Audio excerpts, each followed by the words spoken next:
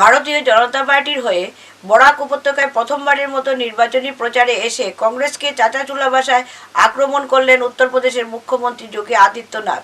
गांधी आपके संकट के समय हालचाल लेने पहुंचे हैं और मैं ये भी जानता हूं कोरोना कालखंड में डॉक्टर राजदीप राय के नेतृत्व में भारतीय जनता पार्टी का जब कार्यकर्ता यहां पर सेवा ही संगठन के भाव के साथ कार्य कर रहे थे, उस समय क्या कोई कांग्रेस का नेता यहां पर कोरोना कालखंड में आपकी सेवा के लिए उपस्थित था? क्या नहीं रहा होगा। जब वो आपकी सुरक्षा के लिए, आपकी सेवा के लिए खड़े नहीं हो सकते तो क्या उन्हें वोट मिलना चाहिए? कतई नहीं। देखिए, जब देश के अंदर संकट आता है, राहुल गांधी को अपनी नानी याद आती है। राहुल गांधी इटली चले जाते हैं, उन्हें भारत याद नहीं आता, तब उन्हें इटली याद आता है। और जब चुनाव होते हैं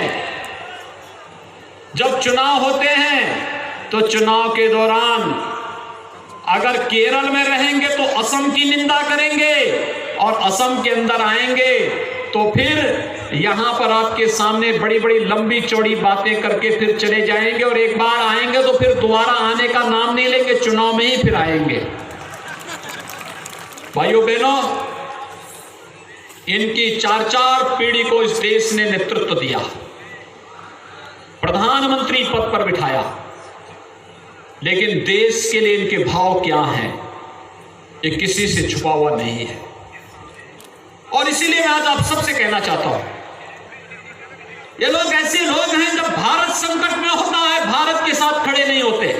उधारबन विधानसभा केंद्रेर जयपुर चा बागान माठे मंगलवार सकाल 11टाয় बीजेपी स्टार कैम्पेइनार যোগীর হেলিকপ্টার অবতরণ করে পরে সভায় কংগ্রেসের সমালোচনা করে বলেন, বিরোধীদের রাজত্বকালে অসমে অনুপ্রবেশকারী উগ্রপন্থী ইত্যাদি সমস্যা মাথাঝাড়া দিয়ে উঠে, কিন্তু রাজ্যে বিজেপি সরকার আসার পর এসব সমস্যার সমাধান হয়। আবার বিজেপি সরকারের আমলে জাতীয় ও আন্তর্জাতিক সীমান্ত সুরক্ষিত রয়েছে। এই অবস্থায় মহাজোট বন্ধনে রাজ্যের অনুপ্রবেশ সমস্যা বাড়ার সম্ভাবনা বলে উল্লেখ করেন উত্তরপ্রদেশের মুখ্যমন্ত্রী। ভারতীয় জনতা পার্টি যোগী আদিত্যনাথ জি একসঙ্গে বলুন, भारत माता की, भारत माता की। धन्यवाद। आज भाइयों बहनों, हम सब देख रहे हैं भारतीय जनता पार्टी आपके पास इसी बात को लेकर के आई है। भारतीय जनता पार्टी जो कहती है वो करके दिखाती है। यही अंतर है भाजपा और कांग्रेस में। भारतीय जनता पार्टी विकास की बात करती है तो विकास, सबके विकास की बात करती है। ये चुनाव हमारी अस्मिता को बनाए रखने का चुनाव है। ये चुनाव हमारे लिए, आने वाली पीढ़ी के लिए कैसा विकास का मॉडल हम खड़ा करना चाहते हैं, इसको दिखाने का एक माध्यम है।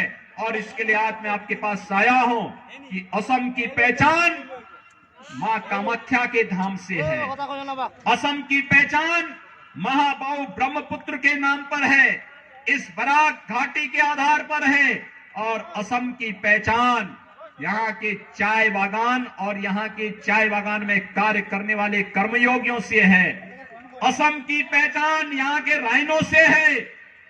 असम ने पिछले 5 वर्ष के दौरान इन सभी को एक नई पहचान दिलाते हुए देखा है, और इस नई पहचान को अनवरत आगे बढ़ाने के लिए भारतीय जनता पार्टी असम के अंदर फिर से आवश्यक है। और इसके लिए श्री सर्बानंद सोनोवाल के नेतृत्व में भारतीय जनता पार्टी की सरकार असम के अंदर जिस मजबूती के साथ कार्य कर रही है, यह मजबूती एक एक घर को आवास उपलब्ध कराने, हर एक घर को स्वच्छता मिशन के साथ जोड़ने, हर एक परिवार को सौभाग्य योजना के साथ जोड़ने, उजाला योजना के साथ जोड़ने, उज्ज्वला योजना के साथ जोड़ने, आयुष्मान भारत की योजना के साथ जोड़ने, और जल जीवन मिशन के अंदर हर एक परिवार तक शुद्ध पेयजल की आपूर्ति जल जीवन मिशन के अंदर किया जा सके, इसके लिए डबल इंजन की सरकार आवश्यक है। केंद्र में मोदी जी और असम के अंदर सर्बानंद सोनोवाल के नेतृत्व में भारतीय जनता पार्टी की सरकार एक बार फिर से आकर के असम को विकास की नई ऊंचाइयों की तरफ ले जा सके, इस विश्वास के साथ आज आप सबसे अपील करने के लिए मैं एक बार फिर से असम की धरती पर आया हूं।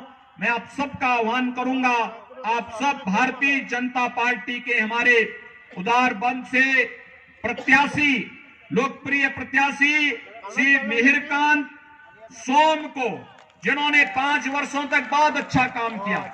मिहिरकांत सोम जी इधर आइए। आप लोग मिहिरकांत सोम जी के समर्थन में हैं? दोनों हाथ ला करके बोलेंगे मेरे साथ, दोनों हाथ ला करके बोलेंगे।